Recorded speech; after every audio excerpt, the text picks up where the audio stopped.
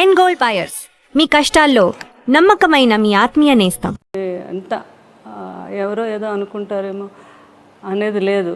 నాకు కావాల్సింది ఏంటంటే ఆయన బాగా నేను చూసుకోవాలి. అదొక్కటి ఆలోచించేదాన్ని నేను ఎక్కువగా. మీరు క్యారియర్ కట్టి పంపించేవారా షూటింగ్ అన్నిటికీ?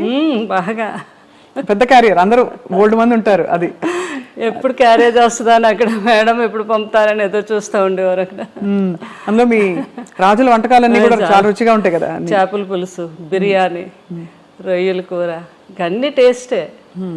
అందులోకి ఈ సీజన్లో వచ్చే పులుసు, చేప పులుసు అంటే అవునవును చాలా కృష్ణరాజు గారికి, ప్రభాస్ గారికి ఇద్దరికి ఇష్టం అండి.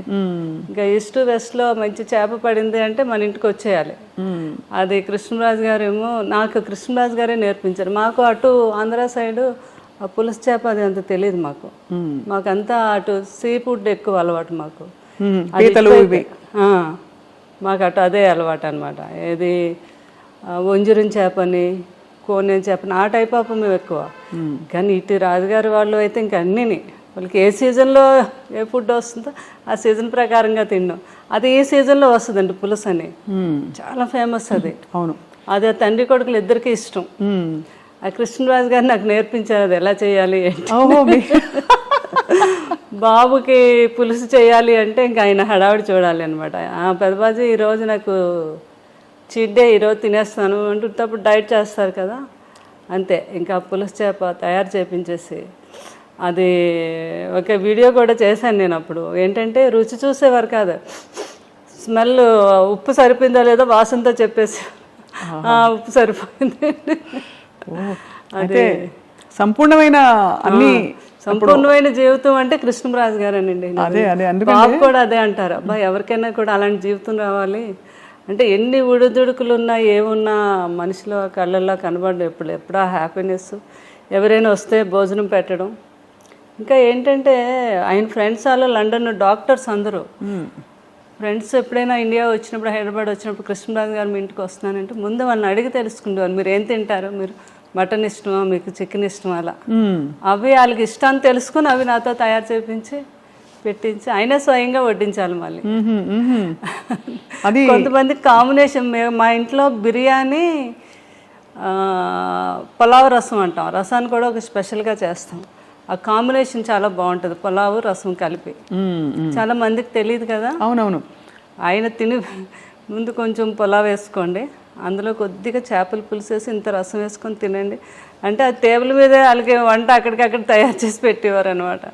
అంత ఇష్టం పెట్టడం, అంత ఇష్టం, అంత ఇష్టం అండి. వాళ్ళు తింటూ ఉంటే ఆ కళ్ళల్లో ఆనందం అసలు మామూలుగా కాదు. సో శ్యామలాదేవి గారు, మీకు అంత ఇష్టపడి మీరు అంటే మీరు అరేంజ్డ్ అయినా కూడా పెళ్ళి ఒకలా చూస్తే ఇష్టపడి చేసుకున్నట్టే మీరు. ఎందుకంటే మీరు వారి పరిస్థితి నుంచి ఇష్టము అన్నీ లేదు, నాకంటే పెద్దవారైనా నాకు ఇష్టం అని చేసుకున్నారు. వారు కూడా మీ గుణం తెలుసుకుని చేసుకున్నారు కదా. మీకు ఏం కొనిపెట్టారు పెళ్ళయ్యాక? అలా ఉండేదా షాపింగ్, లేకపోతే మీరే వెళ్ళి చేసుకోవడమేనా? నా ఇష్టం అనమాట, నాకు ఏది కావాలన్నా. ఫస్ట్ టైం మాత్రం నా మ్యారేజ్ అయ్యాక కృష్ణరాజు గారు ఢిల్లీ వెళ్ళారు. ఢిల్లీ వెళ్ళాక వస్తున్నప్పుడు అక్కడ డ్రైవర్ని అడిగారండి, ఇక్కడ మంచి షాప్స్ అవి ఉన్నాయి మేడం, చీరలు కొని పెట్టుకోండి. ఫస్ట్ టైం అక్కడ సౌత్ ఎక్స్ బాగా ఫేమస్, అన్ని బ్రాండెడ్ షాప్స్ ఉంటాయి. అక్కడికి వెళ్ళి 2 సారీస్ కొని తెచ్చారు ఫస్ట్ టైం. అవి ఒకటేమో 25,000, ఇంకొకటేమో 15,000 అనమాట.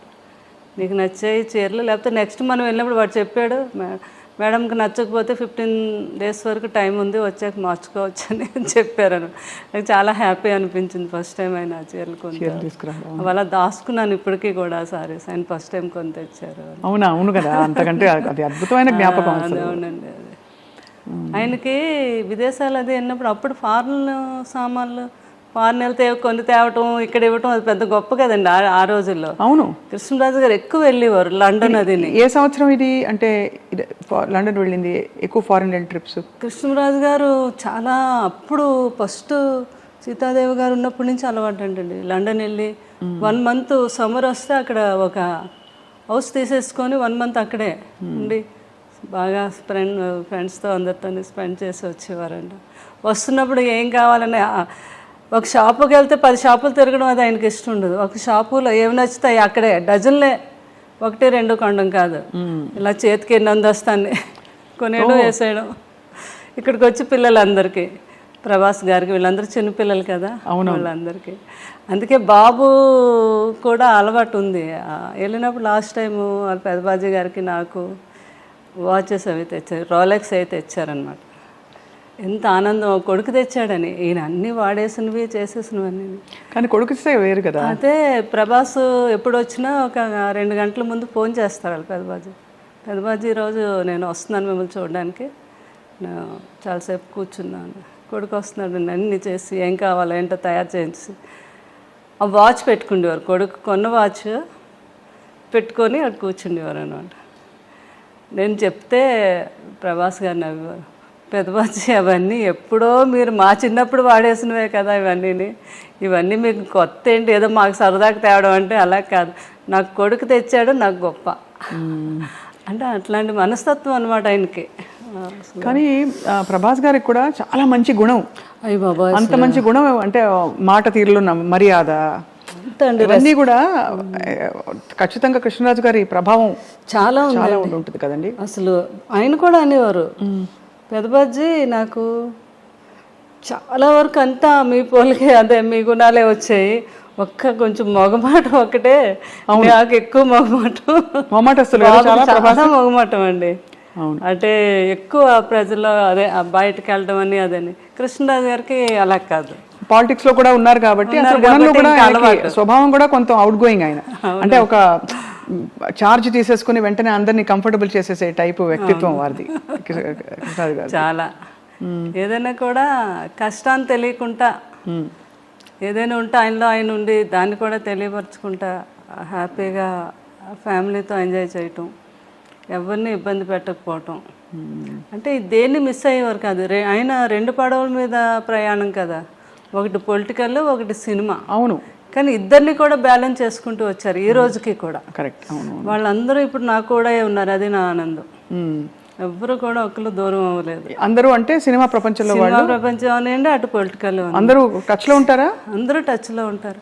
ఇప్పుడు సినిమా మాలో ఉన్నవారు అంతా కూడా చాలా రెస్పెక్ట్. కృష్ణరాజు గారికి అయితే ఎలా అయితే రెస్పెక్ట్ ఇస్తున్నారో అదే. మన బాలకృష్ణ గారు ఆయన ఫిల్మ్ ఇండస్ట్రీకి వచ్చి 50 years అయింది, ఫంక్షన్ అయింది. అవును, అయినందుకు ఫోన్ చేసి అయినా మీరు వస్తే కృష్ణరాజు గారు వచ్చినట్టు, నాకు పెద్ద ఆయన అంటే చాలా గౌరవం, వచ్చి మీ ఆశీర్వాదం ఇవ్వండి అని ఆయన ఫోన్ చేయటం. అలాగే మురళీమోహన్ గారు, ఎవరైనా అందరూ.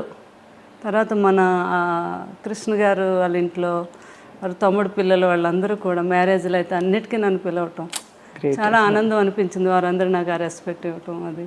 అలాగే రాజకీయంలో ఈస్ట్ గోదావరి, వెస్ట్ గోదావరి ఈ రోజుకి అందరూ మేడం మేడం మేడం గారు అంటారు. ఉంటుంది కదా ఆత్మీయత, ప్రేమ వాళ్ళకి. మీరు అది నిలబెట్టుకుని అద్భుతంగా వారిని చూసుకోవడమే కాకుండా కూడా కృష్ణరాజు గారితో అలవాటు ఉంది నాకు. అన్నిటికీ మీరు వెళ్ళడం అంటే ప్రతి ఒక్కరిని పలకరించడం, మాట్లాడటం, ఎవరిని మర్చిపోవడం అంటే ఈ రోజుకి లేదు అసలు. ఆ రోజు నుంచి కూడా ఇది అందరూ బాగా నాకు ఆ రెస్పెక్ట్ ఇప్పటికీ. బాబు కూడా అంటే కృష్ణరాజు గారు ఎలా అయ్యాక బాగా డిప్రెషన్లోకి వెళ్ళామండి నేను పిల్లలు. అసలు ఇంకా లేవలేమేమో అన్నంత పరిస్థితి అది. ఇంకా అసలు అలాంటిది ఆ టైంలో బాబు బాగా సపోర్ట్ చేశారు. బాబు ఒకటే మాట అన్నారు ఒకరోజు, మీకు పెదబాజీ అంటే చాలా ఇష్టం, ఆయన ఎక్కడికే వెళ్ళలేదు, మన దగ్గరే ఉన్నారు, సంపూర్ణమైన జీవితం అనుభవించి ఆయన మన దగ్గరే ఉన్నారు. ఇప్పుడు మీరు బాధపడ్డారు, రోజు బాధపడుతున్నారు, డిప్రెషన్లోకి వెళ్తున్నారంటే ఆయన నమ్ముకొని ఎంతోమంది ఉన్నారు, వాళ్ళందరికీ మళ్ళీ మీరు పెదబాజీ ఉన్నట్టుగా చూపించాలి కదా. ఎందుకంటే మీరు బాధపడితే ఎవ్వరూ మీ దగ్గరికి రారు ఒక్కరు కూడా. అప్పుడు పెదబాజీ మన దగ్గర లేనట్టే కదా. ఆయన ఉన్నారు మనతోనే అనుకుంటే మీరు లేవాలి, మీరు తిరగాలి, బయటకు వెళ్ళాలి అని ఆయన చెప్పారు. ఇంకా ఆ రోజు నిజమే కదా, బాధపడే కన్నా ఆయన జ్ఞాపకాలను ముందుకు తీసుకెళ్తూ నలుగురిలోకి వెళ్తే వాళ్ళు కూడా ఆనందపడతారని ఆలోచించి నేను అప్పటి నుంచి బయటకు రావడం మొదలుపెట్టాను. ఇంకా బయటకు వచ్చాక నాకు తెలిసింది నిజమే కదా. ఎందుకంటే ఎవరిలో చూసినా ప్రతి ఒక్కరూ కృష్ణరాజు గారి అభిమాని, కృష్ణరాజు గారి గురించి మాట్లాడటం, ఆయన జ్ఞాపకాలను